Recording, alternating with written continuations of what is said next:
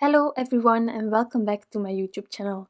Today I'm creating a Christmas card using the pile of fun from my favorite things. This is an adorable stamp set that is clearly a bit of a fall themed stamp set, but when I see a scarf or a hat or anything like that, I immediately think about Christmas and winter. So definitely a lovely stamp to use on fall themed cards, and I will try to make one with it as well. But when I look back, I actually don't really make a lot of fall themed cards because around this time I always notice that I am lacking Christmas cards and I will never have enough Christmas cards. And this year even I started way later than normally. So last year I started in March and I didn't have enough at the end of the year. And then this year I didn't start in March, and I was going to start way earlier even, but I didn't. So let's catch up, and I'm just trying to make as much winter and Christmas cards as I can when I see a stamp set that sort of lends towards it. So here I have this adorable image, you know it, almost every TiddlyInks illustration and my favorite things I am buying because I just love their images. It's simple, but at the same time a lot of details. Like the face is really sweet and cute, but if you look at the dress, for example, and the jacket here, it has quite a lot of details and I love the flow of it, and the hair is always so stunning. There are guiding lines for me to color the hair in and it really helps me. So today this card is all about this image. I just love it, and the size of these images are quite large, so you can definitely make a scene with it if you want to, but if you like clean and simple cards like me, then that's also fine. I first wanted to use a background stamp. I used it in the past with those lines that are a bit wavy, a bit drawn like lines, but I didn't want to repeat myself for you guys. So I thought about other ways to create my background, and I'm really happy with how it turned out. So here, first of all, doing the hair, I am flicking. I am using the lines that were drawn already to help me, to guide me towards where I need to flick, okay? And then I'm just always flicking with the lighter colors, same starting point as previously with the darker one, but I'm going a bit further, and that's how I am actually coloring the hair. It seems difficult, and it is definitely something that you need to get used to if you want to get an effect like this. But if I can do it, then you can do it. I am sure of it. I got a question on some of my YouTube videos from some of you. So because it was asked really regularly, I decided to just talk a bit about it now. Someone asked me whether I followed courses or anything like that for the Copic coloring, because I also explained that in the beginning Copic coloring wasn't my thing. It didn't work. I left my Copics aside for a while until I started again.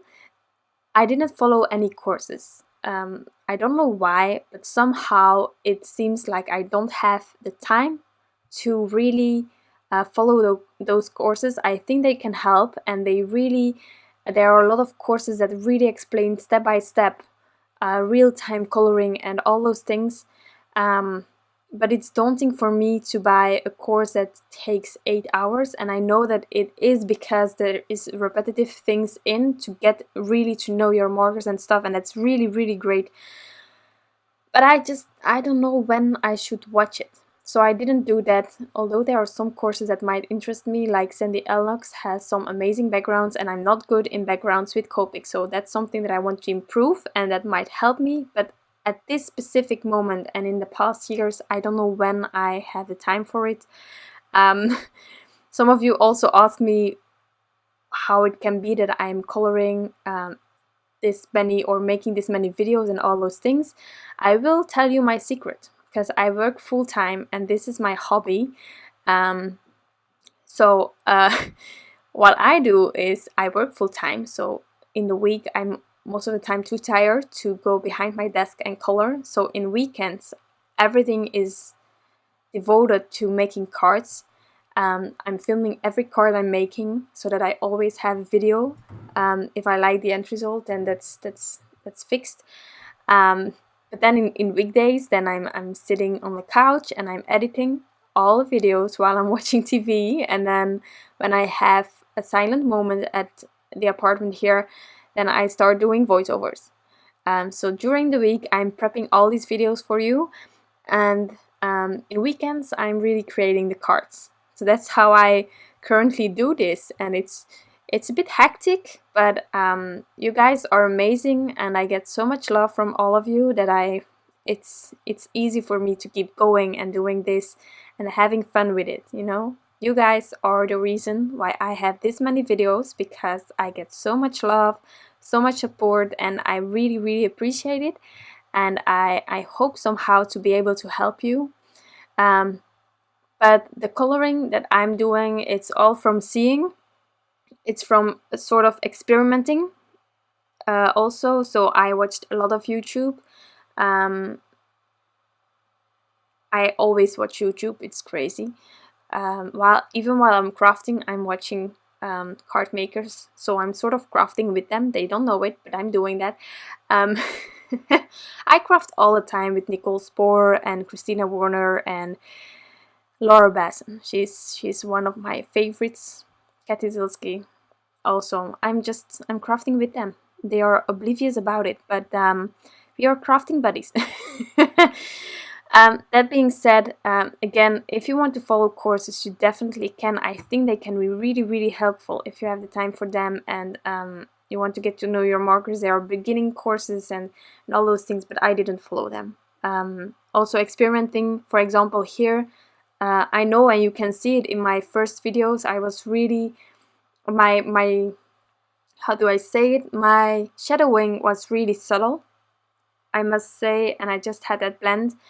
And this year I really started to try to have some really dark markers as my shadow to have a contrast in my coloring, and I think it improved my coloring, but it's really a learning curve. And I see a lot of amazing cards. I'm all the time on Instagram where for example, Sarah Soppy, I think. I cannot pronounce her Instagram name. But you will know her. It's Le Cosa Belle di Sara. I don't know. She's amazing, and I saw that she was using a lot of contrast in her coloring, and I tried it out, and that's how I actually came to color combinations like these, just by trying to add a darker color to the lighter colors that already go together. For example, here on the scarf and the dress, I'm using that R85, R83, 81, which is an amazing combination that I used already quite a lot of times in the past. But today I decided to add a darker red, being R39, and it changed the color completely. And I have so much more contrast right now, and I just love it. And that's how I came to coloring like this at the moment. But don't forget, it's a learning curve for everyone, and there are a few people I'm sure of that can copy color right away. It was not the case for me, and I'm really glad where I'm at now. So just give it some time, try some things out. If you want to quit for a while, you quit for a while and you do something else than copy coloring. There are many more mediums to color your images with that can get some great results. So it's a learning curve, and you need to take your time to truly get to know those markers and go a bit more out of your comfort, to return to your comfort zone, but it will be all fine, and just go with it. And I'm sure that you can do exactly the same as I'm doing. I'm also speeding this video up. I am, however, going to share a video with real-time coloring soon. That I decided upon because I asked it in a previous video and some of you were interested. So I will do that quite quickly with, I think, Clearly Besotted, because cute images, of course. And then if you don't want to have the real-time coloring, then I just suggest that you watch it without sound, because it will sound funny if you speed it up, but speed it up for you, and then you can see the coloring like I'm doing here, but just for whoever wants to watch it in the real time. I am doing that really soon. Okay, so now for the background, which is really interesting, I find. I love ink blending, and I'm using distress inks, and it's not always the most forgiving ink. Also, depending on the paper you're using, it can act really difficult or really, well, sweet. But today I decided to do something different with my background. I'm using the Drifts and Hills stencil from My Favorite Things, and it's not the idea of creating hills, but I wanted to use the same blues as I often do for my winter night sky. Normally I do a gradient with these 4 distress inks, and today I thought, just for whoever is struggling with getting that blend, there are many more ways to get these colors on your background without having to get the perfect blend. So I'm using the Drift and Hills to get all of these 4 colors on top of my panel, and I'm not trying to have a nice ink blended transition between them. It's just getting those colors on. So now what I'm doing now is I'm returning over those other areas, but I have the same brush as you can see. So actually there will always be a darker area on the bottom of the area that I'm ink blending, just because the leftover from the previous color is still visible. But you see, I don't know if that's clear or anything like that, but on the bottom here you can, for example, see a bit of the faded jeans and then Stormy Sky on the top, and then you have the chipped sapphire and the faded jeans, and then you have the black suit, chipped sapphire, and we end with the black suit. Now the bottom where I'm having the grounding, I just found it a bit too wide, so I'm just adding a bit of tumbled gloss, and then I will stamp my sentiment over there and everything will be lovely.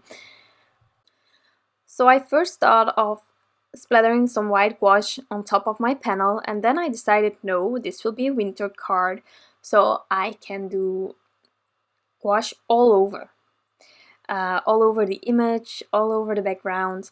And so I first decided to stamp out my sentiments, then adhere everything, and then do the splattering, because otherwise you have the snow in the background and then your image without snow, which is a bit strange. I did it in the past and I don't mind, and there are several occasions where I decide to just do it on the background, but for today I'm doing it everywhere. I have this amazing Christmas stamp sentiment from the Bitty Holiday Wishes. I said it in the past, my favorite things is launching and creating these amazing sentiment stamp sets. You have Itty Bitty, you have Bitty Holiday, you have Bitty Hugs and Kisses, you have Birthday Wishes, all those things. These stamp sets are, in my opinion, genius, because there are a lot of stamps, like for example today, that you want to use for another occasion than originally intended by the stamp set itself, and just having some sentiments for that specific occasion and having many possibilities over there, it's really handy, because here I really could just find a sentiment that was large enough for the area that I wanted to stamp on, and it's just, I think it's genius. Every stamp set they are releasing like this with the sentiments, I am buying just because it's genius, it's handy.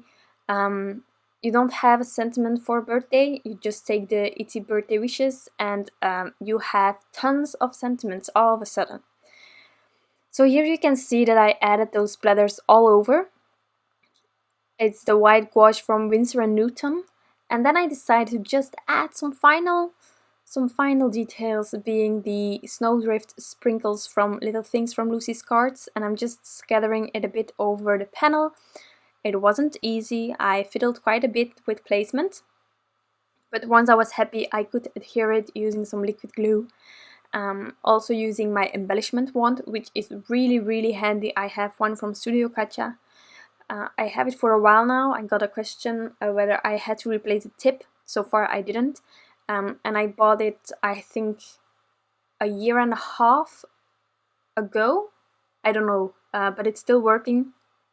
If you lose the stickiness, Kathy Zilski told everyone on their YouTube channel and on Instagram that you can just use your adhesive eraser and just scribble on that, and then you will get your sticky back, which is definitely the case. I didn't need it, but I did it, and it definitely works like a charm. So if you're struggling with that, that's an option. If you want another tip, you can always buy the tip separately, so you don't need to buy the whole wand again, which is genius, I think. So that's why I really like it, and I just love the design. Can we all just confirm that crystals inside of a wand are so fabulous? So just using some liquid glue here, and then I will adhere it really quickly with the wand. And then once those are on there, I'm going to call this card finished. You can add some stickles if you want to, but I decided to leave it as is. So I truly hope that you enjoyed this card. I'm also going to add black glaze pen on the eyes, sorry. I'm doing that, and then this card is finished. So that was my card with a lot of coloring. I hope you enjoyed it. I hope that I can encourage you to try some things out with your Copics if you want to. I really like coloring with them, so that's why I'm featuring it, of course. If you have any questions, you can reach me in the comments down below. I will get back to you as soon as possible. I want to thank you all for stopping by and taking the time. I wish you an incredible day, and I'll be back soon with some new crafty inspiration. Bye!